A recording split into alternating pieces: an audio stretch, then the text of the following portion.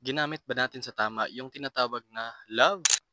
Guys, meron iba't ibang klaseng love. Pero before that, bibigyan ko kayo ng verse. Sabi dito sa 1 John chapter 4, verse 7, Beloved, let us love one another. Love, for love is of God, and everyone who loves is born of God and knows God. He who does not love does not know God, for God is love. 'Di ba sabi doon sa 1 John chapter 4 verse 7 and 8. Alam niyo ba guys, meron iba't ibang love. Lalo na dito sa mundo, may iba't ibang explanation ng love. Ganito yung apat na love. Pero yung pinaka-the best is yung huli. Una, eros love. Ito yung love na meron kang sexual affection to the opposite sex. Or kung kunyari, sa mga married people, ayan, meron silang affection sexually. That is love, guys. Eros ang tawag po diyan. At meron tayong tinatawag na philos love o philia. Isa diyan ay yung sa mga kaibigan mo, no, ka-brother mo, ka-sister mo, yun yung tinatawag na philia. Ang mga kaibigan, ayan, meron kayong magandang relasyon. Yan yung tinatawag na philos love. Meron pa tayong isa, yung storge love. Ito yung sa family mo, sa kuya, ate mo, no, sa parents mo, sa papa at mama mo, sa lolo at lola. Yung tinatawag na storge love, pang family. At meron tayong pinaka-the best na love. Ito yung unconditional love na tinatawag nating agape. Agape is unconditional na kakalimutan mo yung sarili mo para sa tao, para sa iba, lalo na para sa Panginoon. Sabi nga doon, di ba? And John 3:16, For God so loved the world, that is an agape, that He gave His only begotten Son, nag-iisang anak na ibinigay niya, that whosoever believe on Him shall not perish, but have everlasting life.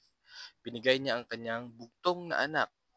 Hindi niya ipinagkait sa atin para lang tayo ay maligtas.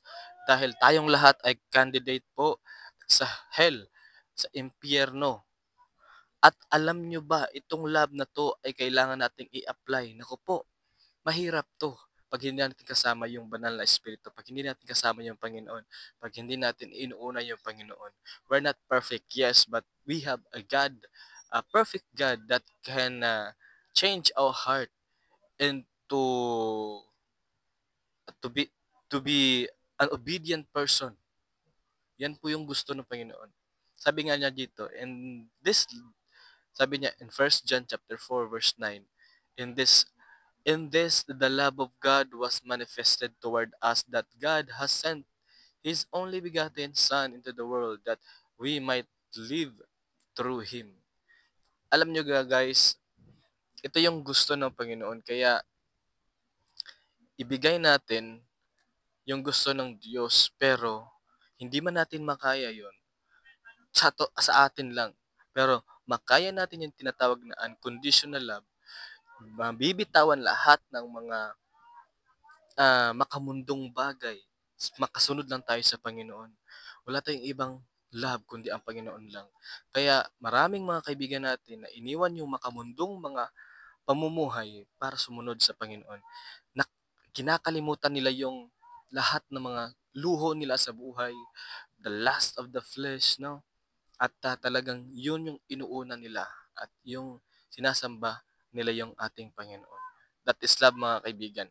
Kaya wag po tayong lumagpas sa mga limit na yan, lalo na sa eros, no?